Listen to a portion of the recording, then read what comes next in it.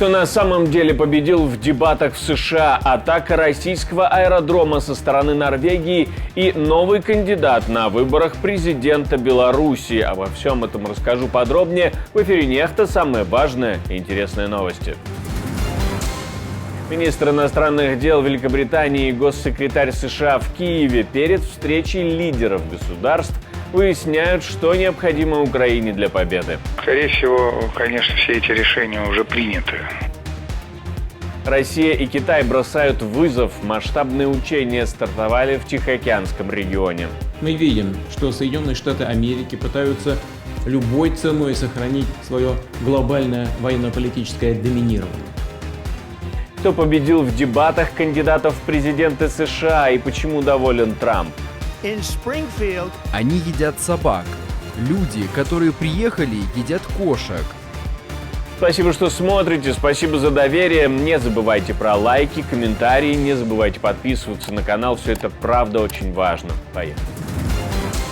Аэродром Оленья в Мурманской области атакован беспилотниками, и, казалось бы, событие, уже ставшее рядовым, но сейчас российские медиа заявляют об атаке со стороны Норвегии. Якобы один из дронов прилетел именно оттуда. Такую информацию публикует канал ШОТ. На нашу область совершаются налеты вражеских беспилотников. Поэтому прошу с пониманием относиться к ряду временных ограничений, которые нам приходится вводить. Все необходимые меры по повышению безопасности предпринимаются. Ну а ПВО работает по уничтожению вражеских беспилотников. Там уже введен план «Ковер» в 2 аэропортах области, в Мурманске и Апатитах. Но беспилотники вроде как сбиты российским ПВО. Напомню также, что в Североморске расположена главная военно-морская база Северного флота Российской Федерации.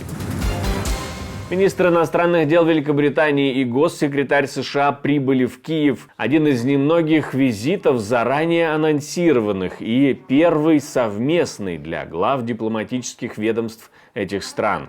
Ранее заявляли, что целями визита является ознакомление с обстановкой на поле боя и определение краткосрочных потребностей украинской армии, то есть на ближайшие недели и месяцы. И проходит этот визит в преддверии опять-таки анонсированных переговоров президента США и британского премьер-министра о снятии запретов на использование американского и британского вооружения по целям в глубине территории России. Но в Кремле заявляют, что якобы такие решения уже приняты. Скорее всего, конечно, все эти решения уже приняты. Это можно предположить с большой долей вероятности. И в настоящий момент просто в СМИ ведется такая кампания информационная по формализации уже принятого решения. Да, и при этом и продолжаются попытки дистанцироваться от вовлеченности в этот конфликт со стороны Соединенных Штатов Америки и европейских государств. Не думаем, что это получается. Вовлеченность Соединенных Штатов, европейских государств в конфликт вокруг Украины носит прямой характер. И каждый новый шаг степень этой вовлеченности повышает, хотя повышать-то уже некуда, все налицо. Новый кандидат на выборах в Беларуси. Не совсем новый, но тем не менее. Павел Латушко заявил о своей готовности составить конкуренцию Лукашенко, который якобы снова не хочет идти на выборы, только если его попросят, ведь а кто кроме него? Я готов принять участие в выборах на должность президента Беларуси в 2025 году. Я готов принять участие в президентских выборах и рассказать белорусам, кто ты, что ты из себя представляешь. Я готов рассказать о том, что из себя представляют демократические силы, что представляет из себя демократия. Однако у меня есть условия, которые ты должен выполнить. Прекратить репрессии в стране и освободить бывших кандидатов на должность президента Беларуси, а также всех политических заключенных, которых ты пытаешь в своих тюрьмах. Я готов принять участие в выборах, если ты прекратишь уголовные дела в отношении всех белорусов, которые вели борьбу за демократию и свободу в нашей стране эти 4 года. Если ты отменишь все политико-мотивированные приговоры, вынесенные в отношении белорусов. И санкции за все это будут отменены. Я готов принять участие в выборах президента в 2025 году, если ты обеспечишь международное наблюдение. Если международные наблюдатели вместе с независимыми внутренними наблюдателями будут на каждом избирательном участке в ходе выборов. Я готов, но ты трус.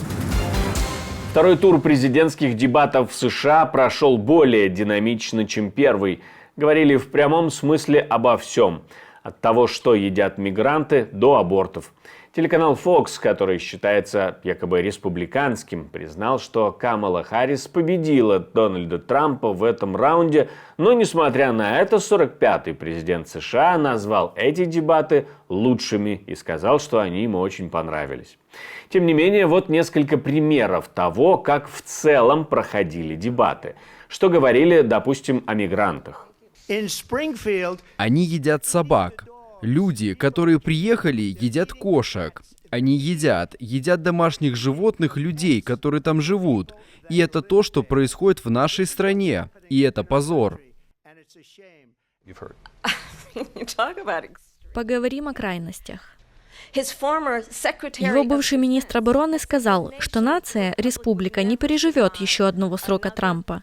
И когда мы слушаем подобную риторику, когда вопросы, затрагивающие американский народ, не решаются, я думаю, что выбор на этих выборах очевиден. Или вот такой пример диалога о войне в Украине. Но чтобы вы понимали, они послали ее на переговоры о мире до начала этой войны.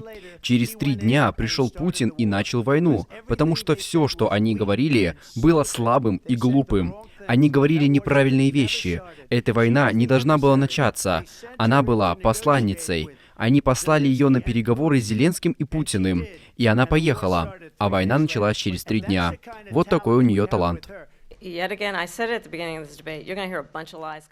сказала в начале этих дебатов, что вы услышите кучу лжи от этого парня. И вот еще одна. Когда я отправилась на встречу с президентом Зеленским, я встречалась с ним уже более 5 раз.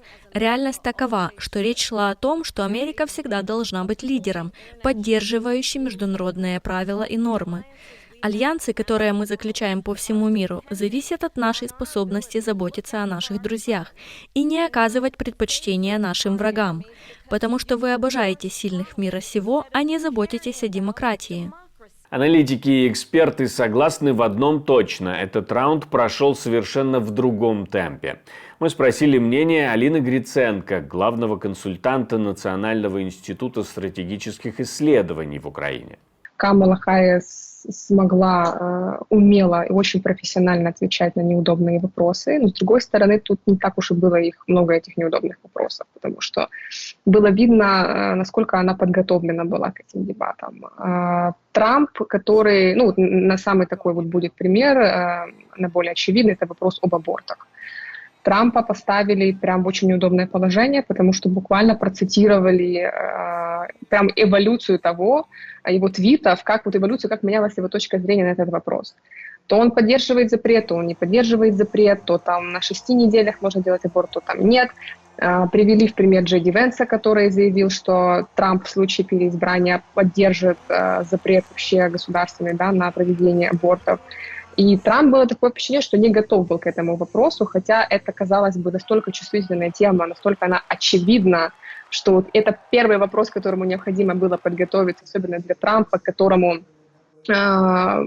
любому комментарию Трампа, поскольку он мужчина, будет придираться относительно этой темы. Но он оказался как-то не очень подготовлен. Он плавал, он сбивался, он пытался постоянно переводить тему на те вопросы, которые ему было бы наиболее комфортно обсуждать. В Японском море начались совместные российско-китайские учения. Путин дал им старт, вместе с тем обвинив США в гонке вооружений и фактически провоцировании на повышение российской готовности к любому развитию событий. Российская Минобороны заявляет, что это только часть большого комплекса мероприятий «Океан-2024», в рамках которого пройдут военно-морские учения в Тихом и Северно-Ледовитом океанах, в Средиземном, Каспийском и Балтийском морях. Сегодня в условиях роста геополитической напряженности в мире это особенно важно. Мы видим, что Соединенные Штаты Америки пытаются любой ценой сохранить свое глобальное военно-политическое доминирование. С этой целью, используя Украину, стремятся нанести стратегическое поражение нашей стране. Под предлогом противодействия якобы существующей российской угрозе и сдерживания Китайской Народной Республики, США и их сателлиты наращивают военное присутствие вблизи западных рубежей России, в Арктике и в Азиатско-Тихоокеанском регионе. После объявления Тихоокеанского региона одной из главных целей США, учения Китая и РФ в том регионе выглядят как некий посыл.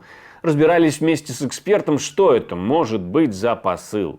Стороны преследуют разные задачи на самом деле. Для России очень важно продемонстрировать некую видимость того, что Россия и Китай объединены в некий военно-политический союз, незыблемый и нерушимый, создать такую вот видимость и создать некий триггер для западных стран, чтобы Запад побаивался.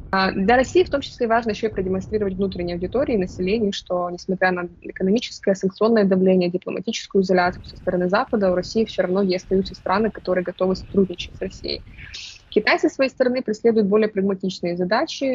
С одной стороны, поскольку национально-освободительная армия Китая не имеет реального боевого опыта, для них важно использовать любую возможность для того, чтобы укреплять, усилять свою боеспособность, обороноспособность своей армии. Поэтому они активно принимают участие в различных учениях, не только двусторонних с Россией, но вот в этом году были трехсторонние вместе с Ираном, например. В рамках учений Китай может продемонстрировать вооружение имеющееся, технику, потому что в основном это китайские разработки. С другой стороны, для Китая важно также дать понять, что Китай будет готов продолжать свою морскую экспансию в разных акваториях. Мне остается добавить, что мы существуем только благодаря вашей поддержке, ваше спонсорство, донаты. То, что вы нажимаете кнопочку «Супер спасибо», помогает нам снимать новые видео. Мы призываем вас не останавливаться в этом, не останавливаться в поддержке и давайте развиваться вместе. Если вы находитесь на территории России или Беларуси, то смотреть нас безопасно можно через VPN, а как именно, можете увидеть в инструкции, которую мы прикрепим к этому видео. Ну, а у меня на этом все. До встречи и хороших вам новостей.